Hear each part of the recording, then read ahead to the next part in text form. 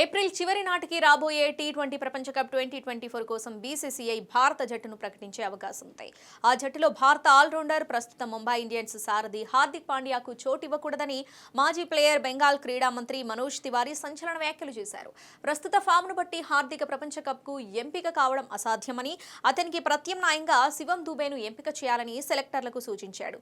పాండ్యా భారత టీ20 ప్రపంచ కప్ జట్టులో స్థానం దక్కించుకోవాలంటే ప్రస్తుత ఐపీఎల్ 2024లో తరచుగా బౌలింగ్ చేయాల్సి ఉంటుందని తివారీ తెలిపాడు. హార్దిక్ మొత్తం 3 మ్యాచ్ల్లో కలిపి ఒకే ఒక ఓవర్ వేశాడని, ఈ సీజన్లో అతని ఎకానమీ రేట్ 11కు పైగా ఉందంటూ ఎద్దేవా చేశాడు. బౌలర్గా సత్తా చాటకపోతే భారత chief selector Ajit Agarkar world కప్కు ఎంపిక చేయరని హార్దిక్ భవిష్యత్తు గురించి జోస్యం చెప్పాడు.